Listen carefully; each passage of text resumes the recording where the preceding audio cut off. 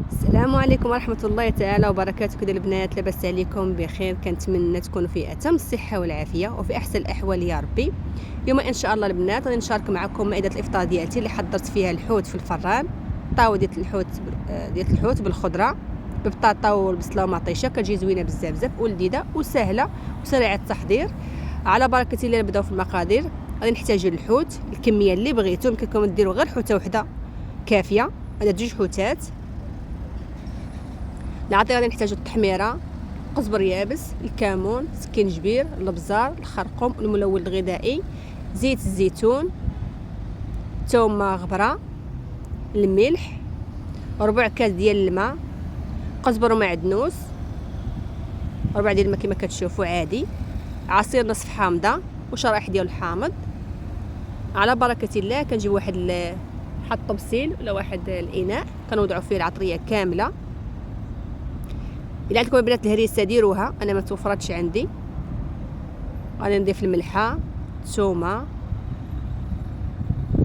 عصير نصف حامضه،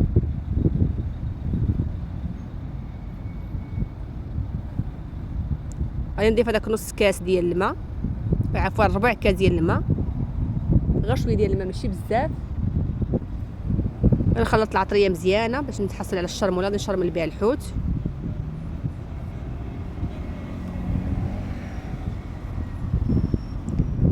كما كتشوفوا غادي نضيف واحد العاش كبيره ديال السودانيه، مرقدنا السودانيه في الزيت ديال العود. غادي نشارك معكم واحد الفيديو زيت ديال السودانيه.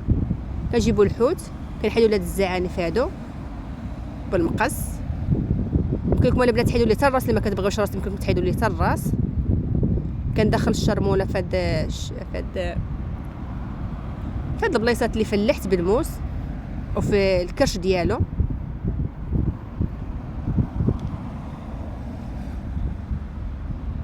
كنجيب الاخرى حتى هي كنحيدو كاع الزوائد اللي كاينين في الحوت.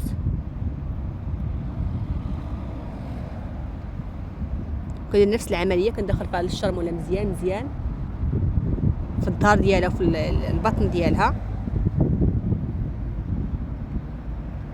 صافي البنات من بعد ما شرملتهم مزيان غادي نخليهم دوكا يتشربوا ليا العطريه، نخليهم واحد المده بين ساعه حتى لساعتين.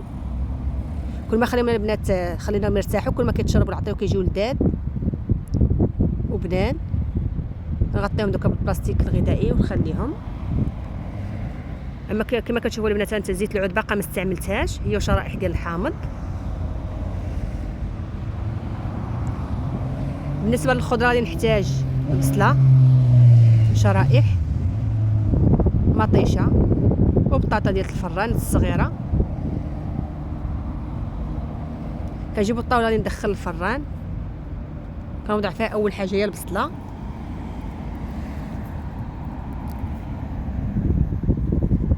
كنسرح كما كتشوفوا البصله قطعتها دوائر. كيكون نتوما تقطعوها تشنفوها.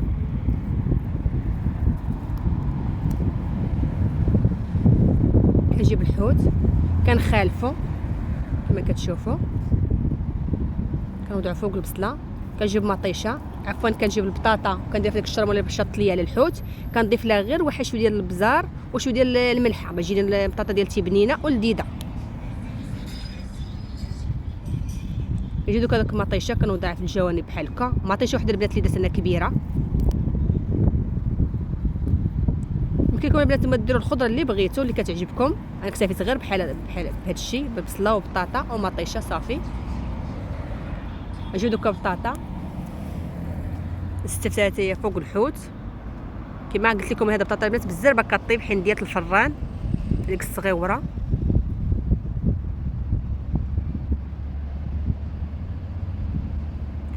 كنجيب شرائح ديال الحامض كنوضعهم تما فوق الحوت.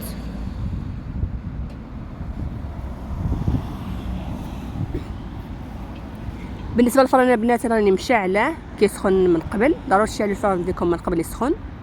اللي كتدخلوا الطاوه وكتنقصوا عليه. الشيء اللي بقى لي البنات ديال الشرموله، بقى لي داك شويه ديال الشرموله ضفت ليه هذاك نص كاس ديال الزيت. يمكن لكم ديروا زيت مخلطه بين الروميه وبلديه. وغادي نكب هذوك فوق الحوت صافي. وغادي نغطي على الحوت ديالي بالورق ديال المطبخ والورق الومنيوم، نزمت عليه مزيان. الا ما عندكمش ورق المطبخ يمكن لكم تغطيوه ديروا فوق منه غير شي طاوه اخرى اكبر من الطاوه اللي درتو فيها الحوت صافي. بحال هكا البنات هانتوما شوفوا كتجي واحد الطاوه لذيذه ما تقنعوش منها. من بعد البنات ما دازت واحد 45 دقيقه اللي زاد ديال الطاوه 45 دقيقه. ها هو الشكل النهائي الطبق ديال اليوم اللي وجدته المائده الافطار الفطور مع واحد البريد ديال الاتاي. كتجي المرقه خاسره وعاقده وبطاطا حتى هي طايبه ما كتاخذش وقت كثير. انا في الاخر بدات درت واحد ورق ديال اكليل الجبل كيعجبني النسمه ديالته ما كانش عندي في الاول حتى خرجوا الدراري لبرا وجابوه ليا معاهم قطعوا لي وجابوه. هانتوما شوفوا كيفاش كيجي الحوت طايب وبطاطا حتى هي طايبه والمريقه حتى هي واقفه. هانتوما شوفوا كيفاش دايره واقفه في الزيت ديالها. كنتمنى يا ربي الفيديو ديال اليوم يعجبكم، وكيف العاده ما تنساونيش بواحد اللايك فضلا وليس امرا والبارطاج. وشكرا لكم بزاف على المتابعه. كنتمنى في الطبق اليوم يعجبكم من الاحسان ديالكم. ومع السلامه في فيديو قادم ان شاء الله. مع السلامه.